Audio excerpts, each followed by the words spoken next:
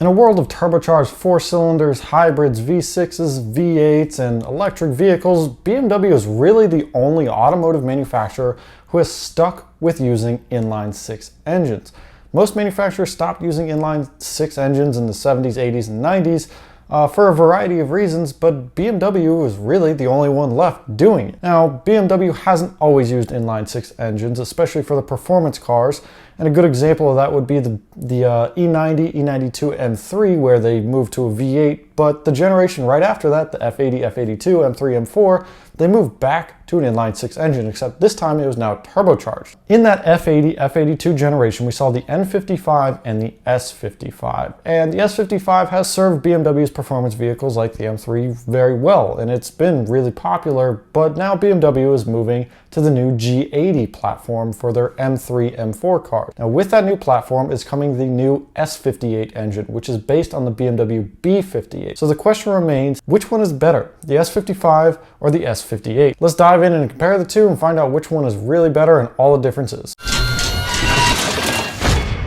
Before we get into this, yes, I know the S58 has been used in the X3M and the X4M. It's not exclusive to the G80, M3, M4 platform. With that out of the way, we can take a closer look at the S55 and find out what makes it so special. The S55 came onto the scene 4 years after the introduction of the N55. And the introduction of the S55 was a really interesting move by BMW because, as we mentioned in the intro, the E90, E92 M3 used a V8 engine rather than BMW's traditional inline-6. For them to go back to an inline-6 from a V8 was a sign of them acknowledging what a lot of their consumers wanted. When you boil it down, the S55 is basically a high-performance version of the N55, meaning it carries a lot of similar parts and designs from the N55. According to BMW, the N55 and S55 share about 75% of their parts, and the remaining 25% of the components were new developments. The important changes that BMW made when they went from the N55 to the S55 are a closed deck block, a move from a single turbo to a twin turbocharged system, forged pistons, lightweight crankshaft, and dual high pressure fuel pumps. In terms of design, the S55 cylinder head is pretty good, especially for a direct injected turbocharged engine. The important thing bolted to the cylinder head of the S55 that makes it so awesome are the dual monoscroll turbochargers. With this system, each turbo has its own bank, meaning each turbo is powered by 3 cylinders. Paired with that system is a really capable fuel system which flows a lot more fuel than the N55's fuel system. On top of that, the bottom end uses a closed deck block for extra rigidity and a really strong rotating assembly. When I say strong, I mean people are pretty easily making 700 wheel horsepower without an upgraded rotating assembly. When it comes to reliability, the S55 was a step up from the N55 and especially the N54, but it's not free of common BMW issues. Most notably on the S55, you're going to have high pressure fuel pump issues just like you do on the N55 and the N54, as well as some carbon buildup issues which are related to the high pressure fuel pump and the direct injection system. The issue that's specific to the S55 is the crank hub, which can spin, but this issue is really not a common issue for the S55, and it was massively blown out of proportion by companies looking to sell crank hub repair kits. In total, very few S55s compared to the amount of them that have been produced have actually had this crank hub failure issue, although a lot of them have had the crank hub repair system. Outside the crank hub issue and the common BMW issues, the S55 is pretty reliable and pretty bulletproof, which is surprising because it's not something that BMW is historically great at. Now that you have a basic idea of what the S55 is and what it's all about, let's take a look at the S58. While the official release of the S58 wasn't until the very end of 2020, it's been long looked at by BMW enthusiasts who are hoping that it would match the S55, the N55, and the N54 in terms of performance.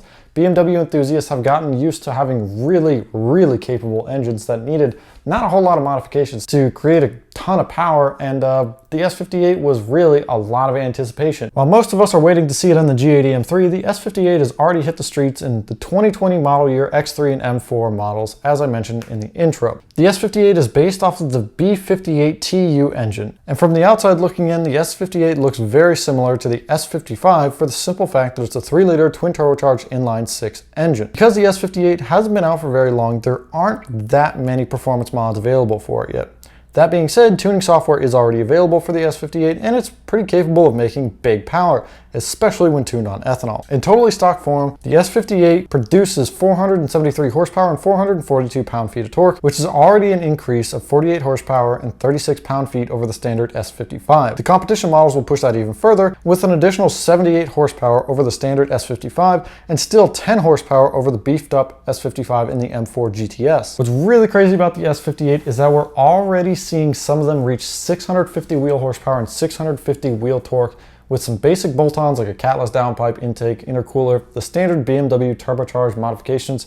Nothing that crazy. With tuning and on ethanol, they're reaching 650 wheel horsepower, with some pro tuners approaching 700 wheel horsepower. Now for reference, a similarly set up S55 would be peaked out at about 600 wheel horsepower on stock turbos, handful of bolt-ons, ethanol, and a pro tune, 600 wheel horsepower. We're already seeing some S58s get almost 100 horsepower more at the wheels on a similar setup. So we're going from 600 wheel horsepower on the S55 almost to 700 wheel horsepower on the S58. I want to mention that this varies widely. Each car has different modifications, each dyno reads differently, each tune is going to act differently, each fuel is going to act differently. And it's really not fair to compare one engine on one dyno sheet to another engine on another dyno sheet, because dynos are really only good at measuring one thing, and that's delta of modifications and tuning on the same engine on the same day in the same conditions. That being said, it's so far pretty clear that the S58 is the more capable engine when it comes to tuning and aftermarket performance. It should be noted that the S58 hasn't reached a world record number like the S55. We haven't seen massive big turbo fully built S58s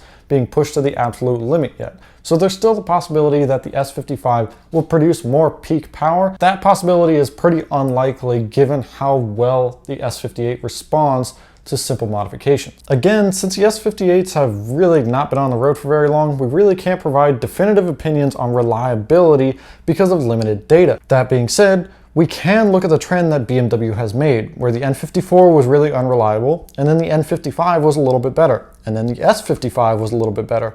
And then Toyota helped BMW with the development of the B58, so that's been better than the S55. So it's safe to assume that the S58 will be more reliable than the S55. At the end of the day, it's based on the B58, and so far that has been a very reliable and capable platform. As always though, I would expect that the S55 is going to have these common BMW issues like the high pressure fuel pump, carbon buildup, valve cover leaking, oil filter housing leaking, and those simple things. It's not going to be a perfect engine, although Toyota did help them with the B58, which the S58 is built on. It's still a BMW engine. It's probably still going to have those common BMW issues. So looping back around, comparing the two engines, we see a lot of similarities. Twin turbos, 3-liter inline-six design, direct injection, forged bottom end, and they're both insanely strong. At the end of the day though, they're completely different engines. The S55 is based on the N55 and the S58 is based on the B58. They're completely different engine families, although they're pretty closely related. Based on the data that we have now, the S58 is looking like the superior platform. It's making more horsepower with bolt-ons and tuning. It should theoretically be more reliable than the S55 thanks to Toyota's development and work with BMW on the B58 that the S58 is based on, but we don't know if the S58 will be as good as the S55 at the absolute limit.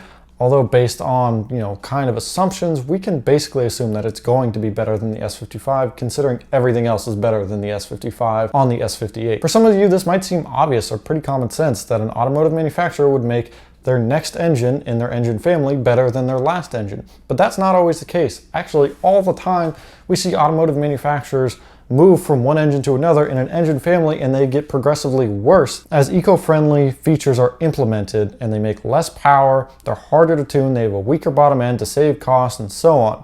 BMW is really outdoing themselves with the S58, making it better than the S55, which was better than the N55, which was better than the N54, although that's an argument for a different time. They're really catering towards their enthusiast consumers and not the eco-minded, cost-saving methods that most automotive manufacturers subscribe to. I've heard people call the N54, the N55, the S55, and the B58 the modern 2JZ. And that's a big name to live up to. That's a really strong engine, it's legendary, and so far it's looking like the S58 might actually be the closest thing that we've ever had to a modern 2JZ. Inline 6, turbocharged, makes a ton of power, pretty reliable, although we don't know for sure how reliable it's going to be. and has a massive amount of peak potential. So to wrap it up, yes, the S58 is better than the S55. You probably think I'm wrong. Drop a comment down below and let me know that I'm an idiot or something like that. If you guys enjoyed the video, please smash the thumbs up button, get subscribed so you don't miss out on future videos. Check out the other videos on the channel. We've talked about a ton of different engines and a ton of different things, including a lot of BMW engines, so you'll probably find those interesting, and I'll see you guys in the next one.